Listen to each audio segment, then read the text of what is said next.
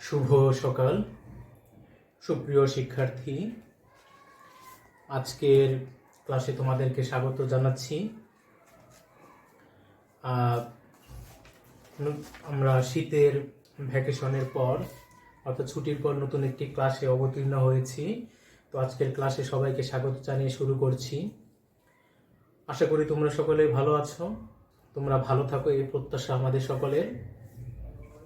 আজকে যে বিষয়টা নিয়ে আলোচনা করব সেই বিষয়টা অলরেডি তোমরা দেখতে পাচ্ছ। গৃহ বেগম রোকেয়া সাখাওয়াত হোসেন, তিনি রোকেয়া সাখাওয়াত হোসেন নামে পরিচিত, আমরা যাকে চিনি বেগম রোকেয়া, অর্থাৎ আমাদের যে বাঙালি নারী জাগরণের যিনি অগ্রদূত অগ্রপথিক, সেই বেগম রোকেয়া সম্পর্কে আজকের আলোচনার বিষয়। যে বিষয়টা প্রথমে আমি লিখে নিয়েছি, এখানে বেগম রোকেয়ার একটা কবিতা আমি ও মন কবিতা, যেটা 1313 বঙ্গাব্দে তিনি দৈনিক মহিলা পত্রিকা অর্থাৎ মহিলা পত্রিকা নামক একটা পত্রিকা ছিল, সেই পত্রিকাতে লিখেছিলেন। সেই কবিতার একটা অংশ, সোনার পিঞ্জরে ধরে রেখো না আমায়, আমারে উড়িতে দাও দূরে নীলিমায়। এই যে কবিতাটা, এই কবিতাটা থেকে আমরা বুঝতে পারি যে আজকে আমরা যে বিষয়টি পড়ব সেই বিষয়টির মূল বক্তব্য কি হতে পারে। অর্থাৎ আমাদের যে নারী সমাজ ছিল বা বর্তমানে রয়েছে, বা তৎকালে যে নারী সমাজ ছিল, সেই নারী সমাজ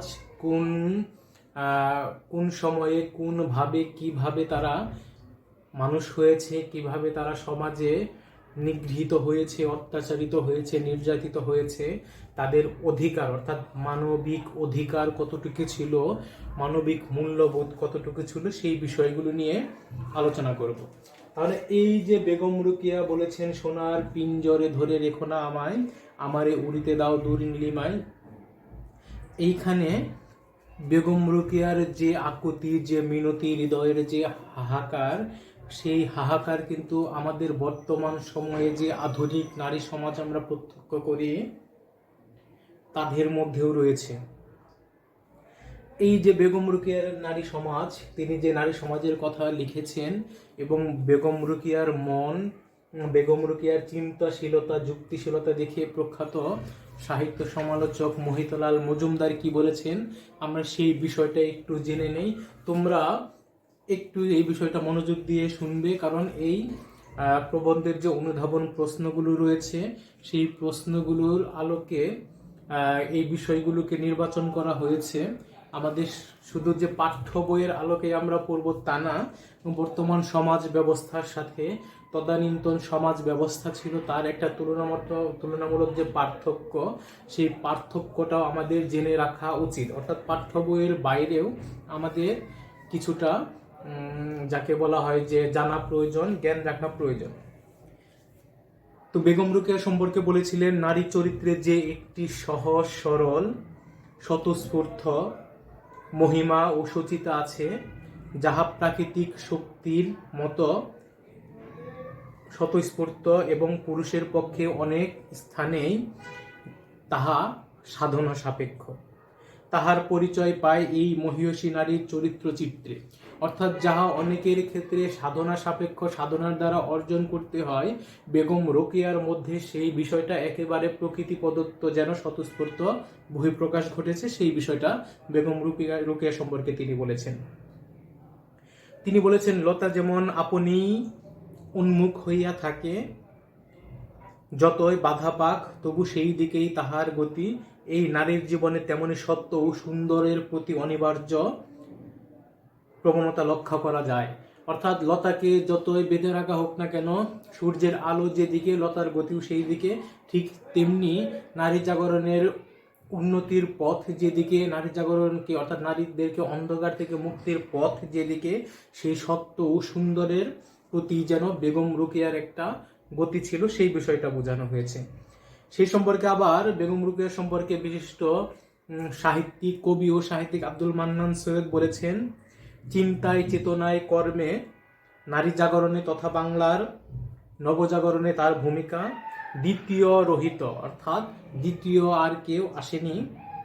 আধ্যাত্মিকতার স্থলে ঐহিকতা, অর্থাৎ আধ্যাত্মিক যে চিন্তা ভাবনার স্থলে ঐহিকতা, গদ্যালিকার স্থলে গতিশীলতা, অর্থাৎ গদ্যালিকা প্রবাহয় গা না ভাসিয়ে যুক্তি দিয়ে যে গতির পিছনে ছোটা, সেই যুক্তিশীলতার মধ্যে রয়েছে প্রশ্নহীন সমর্থনে, অর্থাৎ আমরা যে বিষয়টা সহজেই মেনে নেই, তিনি সেই বিষয়টা সহজে মেনে না নিয়ে তিনি কি করেছেন, জিজ্ঞাসু বিবেচনা, অর্থাৎ প্রশ্ন করেছেন, তারপর বিবেচনা করেছেন।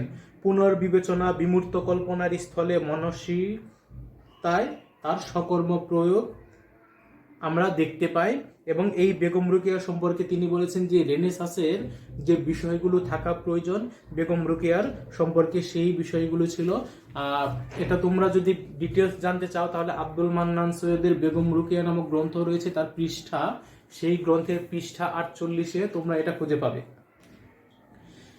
বেগম রোকেয়ার জন্ম পরিচয় সম্পর্কে তোমাদের বইয়ে দেয়া আছে। তিনি রংপুর জেলা পায়রবন্দ গ্রামে জন্মগ্রহণ করেন। তার পিতার নাম ছিলেন ইব্রাহিম, অর্থাৎ যাকে বলা হয় জহির উদ্দিন আবু আলী হায়দার সাবের। তিনি আরবি ফার্সি ভাষায় খুব উৎপন্ন একজন ব্যক্তি ছিলেন, কিন্তু বাংলা ভাষা এবং নারী শিক্ষার ব্যাপারে তিনি অত্যন্ত গোঁড়া মুসলমান ছিলেন। এই বিষয়টা সাহিত্য থেকে পাওয়া যায়। এবং তার নির্দেশেই, তার কথা মতোই সেই সময়ে বেগম রোকেয়ার পরিবারের যে সকল নারী ছিল তাদেরকেও, অর্থাৎ পারিবারিক অন্তঃপুরে অবস্থান করতে হতো। বেগম রোকেয়ার শিক্ষা জীবন, সেই দিক থেকে আমরা বলতে পারি বেগম রোকেয়ার প্রাতিষ্ঠানিক কোনো শিক্ষা জীবন নেই। তার বড় ভাই ইব্রাহিম সাবেরের তত্ত্বাবধানে তিনি লেখাপড়া করতেন। সবাই যখন ঘুমিয়ে পড়তেন তখন তিনি মোমের মৃদু আলোতে লেখাপড়া করেছেন বড় ভাই ইব্রাহিম সাবেরের কাছে। তার যখন বিয়ে হয় তখন ইব্রাহিম সাবের এই বিপত্নিক সাখাওয়াত হোসেন সাহেবের সাথে, তখন ইব্রাহিম অর্থাৎ সাবের যাকে বলছি বেগম রোকেয়ার বড় ভাই, তিনি রাজি ছিলেন। কেন রাজি ছিলেন? তিনি বুঝতে পেরেছিলেন তার এই যে বোন, সেই বোন প্রভাব প্রতিপত্তি বা ঐতিহ্যর দিকে নয়, তার বোনটা শিক্ষা দীক্ষা বা মানসিকতায় উজ্জ্বল হতে চায়। এবং এই যে ডেপুটি ম্যাজিস্ট্রেট সাখাওয়াত হোসেন, যে খান বাহাদুর সাখাওয়াত হোসেন তার প্রকৃত নাম, তিনি বেগম রোকেয়াকে সেই সহযোগিতাটা করতে পারবেন।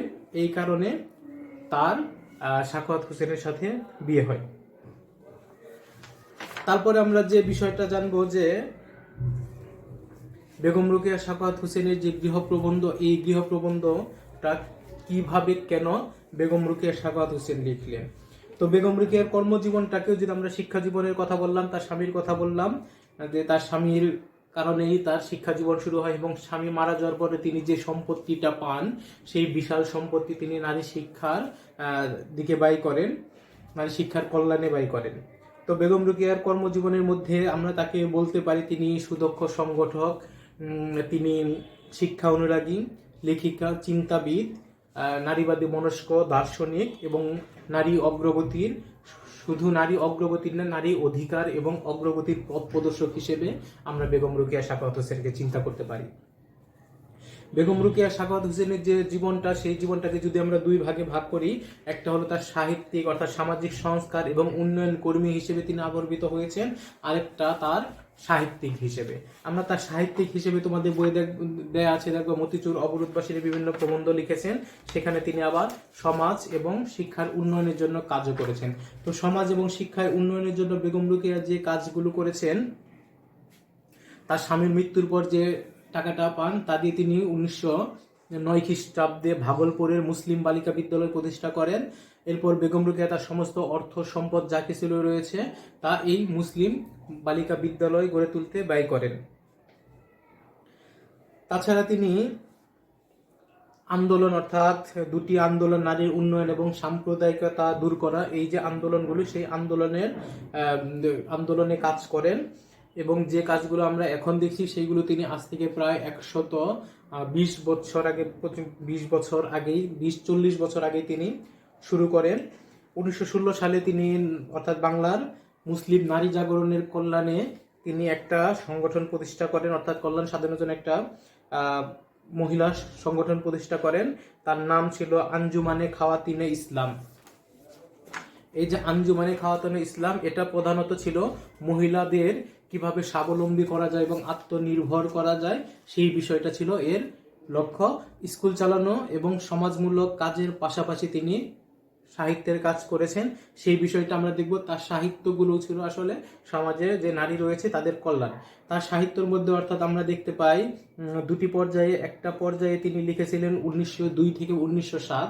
এই সময়টাতে তিনি বিভিন্ন সাময়িক পত্রিকা, যেমন ওই সময় ছিল নবপ্রভা পত্রিকা, মহিলা পত্রিকা, ভারত মহিলা পত্রিকা, নববন্দর পত্রিকা, এই সকল পত্রিকায় তার বিভিন্ন সমাজ সচেতনামূলক কবিতা এবং প্রবন্ধ লিখিত হতো। 1904 সালে তার প্রবন্ধ সংকলন মতিচুর এর প্রথম খণ্ড প্রকাশিত হয় এবং ওই বছর ইন্ডিয়ান লেডিস ম্যাগাজিন পত্রিকায় প্রকাশিত হয় তার ইংরেজিতে লেখা কল্পকাহিনী সুলতানাস ড্রিমস। অর্থাৎ এই যে সুলতানাস ড্রিমস, সেটা কোন পত্রিকায় লেখা হয় বললাম? ইন্ডিয়ান লেডিস ম্যাগাজিন, এই পত্রিকায় প্রকাশিত হয়। অর্থাৎ সুলতানার স্বপ্ন, যেটাকে বাংলায় অনুবাদিত হয়, এবং গ্রন্থাকারে প্রকাশিত হয় 1908 সালে। দ্বিতীয় পর্যায়ে, যাকে আমরা বলতে পারি 1915 থেকে 32 সাল, এই পর্যায়ে তিনি মুসলমান যে অর্থাৎ সাহিত্য পত্রিকা ছিল সওগাত নওরোজ, মোহাম্মদী, দ্য মুসলমান প্রভৃতি পত্রিকায়, এবং 1921 সালে প্রকাশিত হয় তার যে মতিচুর গল্পগ্রন্থ, তার দ্বিতীয় খণ্ড, অর্থাৎ মতিচুর যে গ্রন্থ, সেই গ্রন্থের দ্বিতীয় খণ্ড। 24 সালে একমাত্র উপন্যাস পদ্মারাগ প্রকাশিত হয়, আর 1931 সালে তার বিখ্যাত গ্রন্থ অবরোধবাসিনী প্রকাশিত হয়। তো এই যে বেগম রোকেয়া, তার সাহিত্য, সেই সাহিত্যের ভাষা সহজ সরল, তীক্ষ্ণ এবং সূক্ষ্ম, শিল্প সুষমা। আর এই কারণেই তোমাদের যে গৃহ প্রবন্ধ রয়েছে, প্রবন্ধের যে কবি পরিচিতি সেখানে দেওয়া হয়েছে, দেখবা যে তার যে গদ্যটা একটা বিশিষ্ট গদ্য শিল্পী ছিলেন। অর্থাৎ বেগম রোকেয়া বলা হয় বাংলার বিশিষ্ট গদ্য শিল্পী, অর্থাৎ বাংলা গদ্যের বিশিষ্ট শিল্পী, এবং তাকে বলা হয়েছে অসাধারণ পাণ্ডিত্যপূর্ণ এবং হৃদয়গ্রাহী গদ্য। কেন বলা হয়েছে? তার ভাষা সরল, তীক্ষ্ণ এবং সূক্ষ্ম, শিল্প সুষম। তীক্ষ্ণ বলতে এখানে আসলে তিনি যে ব্যঙ্গ ব্যবহার করেছেন সেই কথাটা বলা হয়েছে। তাহলে আমরা দেখতে পাই তার সাহিত্যগুলোর মধ্যে রয়েছে একদিকে নারীর মুক্তি, স্ত্রী শিক্ষা, আরেকদিকে সামাজিক কুপমণ্ডলতা রয়েছে, সেই কুসংস্কার রয়েছে, সেই কুসংস্কারের বিরুদ্ধে সংগ্রাম তার সাহিত্যের মধ্যে আমরা দেখতে পাই। এখন তার গৃহ যে প্রবন্ধ রয়েছে, সেই প্রবন্ধের বিষয়গুলো আমরা কি বলবো? বেগম রোকেয়া যে গৃহ প্রবন্ধটা লিখেছে সেটা যদি তোমরা পুরোটা পাঠ করো তাহলে মনে হবে যে এই গল্পগুলো মনে হয় আসলে গল্প না, কল্পকাহিনী তিনি মনে হয় নিজে নিজে বানিয়ে লিখেছেন। এ নিয়ে যখন তৎকালীন সময়ে সমালোচনা হলো, সবাই যখন বলতে আরম্ভ করলো যে, অর্থাৎ সবাই যখন বলতে লাগলো এর মধ্যে কল্পনা এবং মিথ্যা, বেগম রোকেয়া অর্থাৎ সেই সময়ে তৎকালীন গোঁড়া মুসলমান সমাজ যারা ছিল তারা ভাবলো যে এটা তাদের বিরুদ্ধে এক ধরনের চক্রান্ত। তিনি তখন নিজে থেকেই বললেন যে, শুনিলাম কেহ কেহ বলিতেছেন অবরোধবাসিনীর ঘটনাগুলি অনেক জায়গায় অতই আজগবি যে সত্য ঘটনা বলিয়া বিশ্বাস হয় না। আমি নিজে জানি যে ইহার একটি অক্ষর সত্যের সীমা অতিক্রম করিয়া যায় নাই। তিনি বলেছেন, অর্থাৎ বেগম রোকেয়া জীবনী তোমরা যদি পাঠ করো বেগম রোকেয়া জীবনী, সেই রোকেয়া জীবনীর 148 পৃষ্ঠায় এই তথ্যটা পাবা যে কিভাবে বেগম রোকেয়া তার বিরুদ্ধে যে সমালোচনা হয়েছিল তখনকার সময়ে, সেই বিষয়টা একটু খেয়াল করো। তখনকার সময়ে তিনি কেমন সমালোচনার অধিকারী, অর্থাৎ সমালোচনা হয়েছিল তার পক্ষে। বর্তমান সময়ে দেখো, এখনকার যুগেও যখন কোনো প্রথাকে ভাঙার বিষয়টা চলে আসে, সেই প্রথাটা ভাঙাটা যেন একটা সমালোচনার অংশ হিসেবে দাঁড়ায় বেশিরভাগ মানুষ। কিন্তু পরে যখন তার মধ্যে কল্যাণ কামনা হয়, ঠিক তখন মানুষ তার পিছনে ঠিকই দাঁড়ায়। বেগম রোকেয়া সম্পর্কে যে বিষয়টা বেগম রোকেয়া বলেছেন যে তাকে বলা হচ্ছে তিনি পর্দা প্রথার, অর্থাৎ অবরোধবাসিনী বলতে তাকে সমালোচনার কথা বলেছেন, অনেকে সমালোচনা করেছেন যে বেগম রোকেয়া মনে হয় যে তিনি একেবারে চরমভাবে পর্দা প্রথা বিরোধী বা ইসলাম ধর্মের বিরুদ্ধে গিয়েছেন। আসলে ভুলেও তিনি সেই কথা বলেননি। তার সাহিত্যে তিনি নারী মুক্তির কথা বলেছেন, বিভিন্ন বিষয়ের কথা বলেছেন, কিন্তু মহিলাদের আত্মনির্ভর হওয়ার কথা বলেছেন, কিন্তু তাদের যে একেবারে পর্দার বাইরে চলে আসতে হবে, সেই বিষয়টা তিনি কখনো বলেননি। সেই বিষয়টা আমরা একটু দেখলেই বুঝতে পারবো যে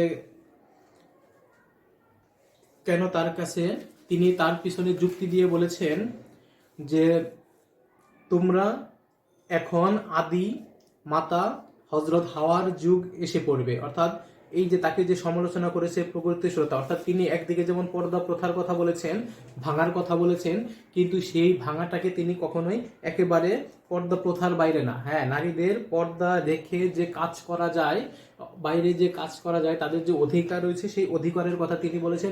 নারীদের মানসিকভাবে তাদের যে অবরোধ হয়ে আছে, সেই অবরোধটা ভেঙে তাদেরকে পুরুষের পাশে থেকে, পুরুষদের সাথে থেকে তাদের অধিকারটা আদায় করার কথা বলেছেন। তিনি বলেছেন যে তোমরা এখন অতি প্রগতিশীলতা হবে, সেটা আমার লক্ষ্য নয়। তোমরা এখন আদিমাতা হজরত হাওয়ার যুগে এসে পড়বে। আদি পিতা অভিশপ্ত হয়ে স্বর্গ থেকে বিতাড়িত হয়ে গাছের 3টা পাতা চেয়ে নিয়ে, একটাই তহবন্ধ, একটা দিয়ে জামা আর একটা দিয়ে মাথা ঢাকার টুপি করেছিলেন। আর আদিমাতা তার লম্বা চুল খুলে দিয়ে সমস্ত গা ঢেকেছিলেন। কিন্তু এখনকার তরুণীদের মাথায় তো চুলও নেই, এরা কি দিয়ে গা ঢাকবে? তার মানে তখনকার যুগে যারা অতি প্রগতিশীল হয়ে গিয়েছিল, তাদের বিরুদ্ধেও বেগম রোকেয়া লেখনী ধারণ করেছিলেন।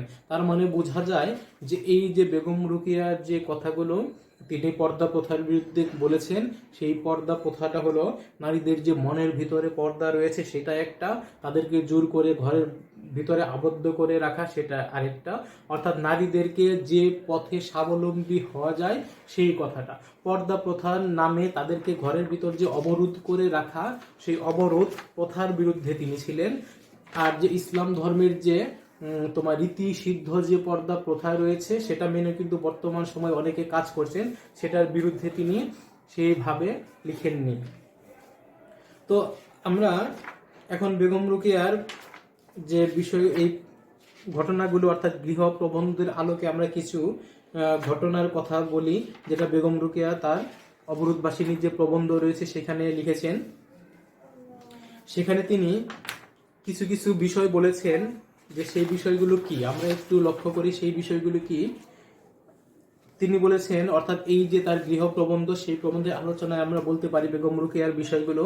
অর্থাৎ এখানে বাংলা এবং বিহার অঞ্চলে যে নারীরা ছিল, অর্থাৎ অন্তপুরবাসিনী, বেগম রোকেয়া বলেছেন অন্তপুরবাসিনী। অন্তপুরবাসিনী বলতে অর্থাৎ ঘরের অভ্যন্তরে যারা বসবাস করেন, তাদের বন্দি জীবনের যে করুণ চিত্র, সেই করুণ চিত্র তিনি প্রকাশ করেছেন। অত্যন্ত সংবেদনশীল অনুভূতির শুভ্রালোকে তিনি প্রকাশ করেছেন, যাতে কারো মনে তেমন ভাবে আঘাত না লাগে। তিনি দেখেছেন যে শুধু একেবারে যে নিম্ন শ্রেণীর মানুষ রয়েছে, মহিলা রয়েছে, তাদের না, তিনি দেখেছেন উচ্চ এবং সম্ভ্রান্ত পরিবারের মহিলা বা মেয়েরাও অবরোধের মধ্যে থাকতে থাকতে প্রাণ শক্তি হারিয়ে মন মেজাজ, এবং তারা যে মন মেজাজ তা হয়েছিল কুসংস্কারাচ্ছন্ন এবং একটা নির্জীব জড় পদার্থে পরিণত হচ্ছিল, সেটা তিনি দেখেছেন। অর্থাৎ বেগম রোকেয়া লক্ষ্য করেছেন যে তাদেরকে কোনোভাবেই ঘরের বাহিরে বের হতে দেওয়া হচ্ছে না তাদের, এবং ঘরের বাহিরে বের হতে গেলেও তাদেরকে এমনভাবে পর্দা করতে হচ্ছে যেন একেবারে মনে হয় আসবাবপত্রকে ময়লা পড়ার থেকে রক্ষা করার জন্য যেমন চাদর বা শতরঞ্জি দিয়ে ঢাকা হয়, ঠিক তেমনি যেন তাদেরকে কোথাও নিয়ে যেতে গেলে এমনভাবে ঢাকতে হয় যেন তারা একটা আসবাবপত্র সামগ্রী, সেই বিষয়টা তিনি বলেছেন। তিনি একটা উদাহরণ দিয়েছেন যে একজন নারী, তিনি ঘুরতে যাচ্ছেন, মাঝখান থেকে ট্রেনের অর্থাৎ ট্রেন প্ল্যাটফর্ম থেকে পড়ে গিয়ে ট্রেনের লাইনে এসে গেছেন, ট্রেনটা চলে আসছে, তিনি উঠতে পারতেছেন না, তার চাকরিনী তাকে তোলার চেষ্টা করছেন।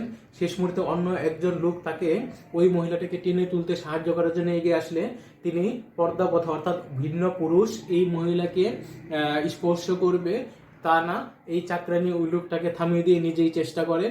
শেষ পর্যন্ত যখন চাকরানি না পারেন, তখন ট্রেনটি কাছাকাছি চলে আসে, চাকরানি ওই মহিলাকে ছেড়ে দেন এবং ওই মহিলাটা ট্রেনের ধাক্কায় মারা যায়। এটা বেগম রোকেয়া তার অবরোধবাসিনী গল্পের মধ্যে প্রকাশ করেছেন। তো তোমরা যারা অবরোধবাসিনী বই পড়তে চাও তারা কিনতে পারো, এখানে বাংলা বাজারে গেলে বইটি পাবে। তো আরেকটি ঘটনা তিনি উল্লেখ করেছেন যে পর্দা আড়ালে মেয়েদের চিত্র তিনি অবরোধ প্রথার এভাবে দেখতে পাই। তিনি বলেছেন, পায়জামা পরা একজন কাবুলি মহিলার পোশাক ও চালচলনের পর্যন্ত পর্দা ভাঙার উপলক্ষ মনে করে মেয়েরা নামাজ ভঙ্গ করে কপাট আটকে দেয়। অর্থাৎ বাড়িতে যদি মহিলাও প্রবেশ করে তাহলেও তারা পর্দা করে এবং দরজা বন্ধ করে দেয়, সেই বিষয়টা বলেছেন। এবং বেগম রুকিয়া তার এই ঘটনায় উল্লেখ করে বলেছেন, কেহ বাঘ ভাল্লুকের ভয়েও বোধ হয় অমন করিয়া কপাট বন্ধ করে না। তিনি আরেক জায়গায় বলেছেন যে মেয়েরা যদি আসলে কষ্টই সহ্য করতে না পারলো, এই যে গরম, সেই গরমের মধ্যে যদি কষ্ট সহ্য করতে না পারলো, অন্য মানুষ যেন তার কণ্ঠ শুনতে না পায়, পালকির ভেতরে বা বিভিন্ন তারা যখন চলাফেরা করে ঘোড়ার গাড়িতে, তখন দরজা বন্ধ করে দিয়ে কোনো ছিদ্র যেন না থাকে। এই কষ্টটা যদি সহ্য করতে না পারলেও বেগম রুকিয়া ব্যঙ্গ করে বলেছেন, কষ্ট সহ্য করিতে না পারিলে আর অবরোধবাসিনীর বাহাদুরি কি। তো এইরকম বিভিন্ন ঘটনা রয়েছে, যে ঘটনাগুলো তার অবরোধবাসিনীর প্রবন্ধের মধ্যে রয়েছে। আমরা যে গৃহ প্রবন্ধটা পড়ব, সেই প্রবন্ধের মধ্যেও ঠিক সেই অবরোধ প্রথার কথাই বেগম রুকিয়া বলেছেন। এখানে আসলে ওই যে বললাম যে নারীদের মানসিকভাবে যে তারা অবরোধ রয়েছে, সেই নারী যে প্রবলভাবে অধিকার থেকে বঞ্চিত, সেই অধিকারের কথা তিনি বলেছেন। আমরা যদি এই রুকিয়া সাখাওয়াত হোসেনের এই প্রবন্ধটা পড়ি, তাহলে কোন বিষয়গুলো আমরা জানতে পারবো? আমরা এখান থেকে বেগম রুকিয়া সম্পর্কে জানতে পারবো, নারীদের অধিকার বিষয়ে কিভাবে সচেতন হবে সেই বিষয়টা জানতে পারবো, সেই সময়ে নারীরা কিভাবে অত্যাচারিত নির্যাতিত ছিল সেই বিষয়টা জানতে পারবো। আমরা পুরুষের অধিকার বিষয়টা সম্পর্কে জানতে পারবো, অর্থাৎ পুরুষ কিভাবে সমাজটাকে কুক্ষিগত করে রেখেছিল সেই বিষয়টা আমরা এখানে জানতে পারবো। আমরা এখান থেকে বেগম রুকিয়া সাখাওয়াত হোসেনের যে শিক্ষা জীবন কর্মজীবন সেই বিষয়টিও জানতে পারবো। আমরা এখানে অর্থাৎ নারীদের গহনার আড়ালে, অলংকারের আড়ালে তারা কিভাবে নির্জীব পদার্থে পরিণত হচ্ছে সেই বিষয়টা আমরা এই প্রবন্ধ পাঠে জানবো। কিভাবে অর্থাৎ মুসলিম সমাজ, তৎকালীন মুসলিম সমাজ আস্তে আস্তে ধ্বংস হচ্ছিল, অর্থাৎ জমিদারি হারিয়ে তারা অর্থবিত্ত হারিয়ে শুধু যে উচ্চ বংশের গৌরব মর্যাদা রেখে তারা কিভাবে জীবনযাপন করছিল সেই বিষয়গুলো আমরা একটু লক্ষ্য করব। এখানে আমরা নারীরা কিভাবে পারিবারিক এবং গৃহস্থ জীবনে বন্দি জীবন কাটিয়েছে সেই বিষয়টা জানবো। অর্থাৎ বেগম রুকিয়া বিশ্লেষণ করে দেখিয়েছেন যে সমাজে পুরুষের নিয়ন্ত্রণ কতটা ছিল এবং সেই নিয়ন্ত্রণটা কতটা ভয়াবহভাবে নারীদের উপর পড়েছিল সেই বিষয়টা আমরা দেখতে পাবো। এই প্রবন্ধের মূল প্রবন্ধে যাওয়ার আগে আমরা একটু দেখে নেই যে বেগম রুকিয়া এই প্রবন্ধের মধ্যে কোন বিষয়টা উপস্থাপন করেছে। আমরা তো অবরোধবাসিনী প্রবন্ধ দিয়ে দেখলামই। এখানে গৃহ বলতে আমরা জানি যে গৃহ বলতে সাধারণত বোঝানো হয় যাকে আমরা হোম বলি। গৃহ বলতে আবাসস্থল, আশ্রয়স্থল, অর্থাৎ যেখানে মানুষ একটা নিরাপদ আশ্রয়স্থল মনে করে সেই স্থানটাই হলো গৃহ। দিন শেষে পুরুষ কি যেই হোক, পাখি হোক, যে কোনো পশু পাখি হোক, জন্তু জানোয়ার হোক, সবাই তাদের নিজ নিজ একটা গৃহ, ঘর বা আশ্রয়স্থল বা আবাসস্থল খুঁজে নেয়। তো বেগম রুকিয়া সাখাওয়াত হোসেন বলতে চেয়েছেন যে নারীর জন্য আশ্রয়স্থল আসলে কোনটা। আমরা যদি চিন্তা করি, ইসলাম ধর্মে আমাদের নারীদের যে সম অধিকার দিয়েছে, সেই অধিকারের বেলায় দেখি যে একটা নারী যদি বাবার বাড়িতে থাকে তাহলে সেই বাবার বাড়িটা হয় তার বাড়ি। বাবার বাড়ি থেকে ফিরে আসার পর যখন স্বামীর বাড়িতে আসে সেই বাড়িটা হয় স্বামীর বাড়ি। স্বামীর বাড়ি থেকে যদি স্বামী মারা যায় তাহলে সন্তানরা থাকে, তখন তার বাড়িটা হয় সন্তানের বাড়ি। তাহলে আমরাও দেখতে পাচ্ছি নারীদের জন্য নিরাপদ আশ্রয়স্থল কি, বেগম রোকেয়ার যুক্তিতে সেই বিষয়টা। আমি আবার বলছি, এটা বেগম রোকেয়ার যুক্তিতে তিনি এই যুক্তিগুলো দেখিয়েছেন। তাহলে নারীর বাড়ি কোনটা? আমরা জানি ইসলাম ধর্মে নারী পুরুষের যে একটা বৈশিষ্ট্য ও সম্পত্তির অধিকার দেওয়া আছে, পিতা সম্পত্তিতে নারীরও অধিকার দেওয়া আছে, কিন্তু সেই অধিকারটা সমাজ বাস্তবতায় সব জায়গায় সঠিকভাবে বাস্তবায়িত হয় না, বিধায় এইরকম অবস্থা হয়। এবং নারীদের যে সম্পত্তির যে সম অধিকারের বিষয়টা আছে, ভাগ বাটোয়ারের বিষয়টা আছে, সেটা আসলে পুরুষতান্ত্রিক সমাজে নারীরাও ঠিক মতো জানে না যে সে আসলে কতটুকু পিতার সম্পত্তিতে ভাগ পাবে। তো আমরা একটু প্রবন্ধে চলে যাই যে বেগম রোকেয়া সাখাওয়াত হোসেন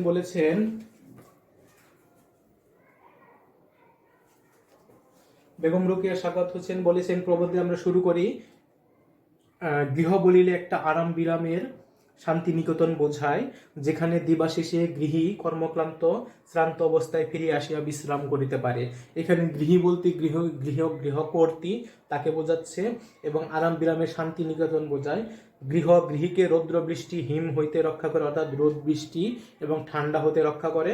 পশু পক্ষীদেরও গৃহ আছে, তাহারাও স্ব গৃহে আপনাকে নিরাপদ মনে করে।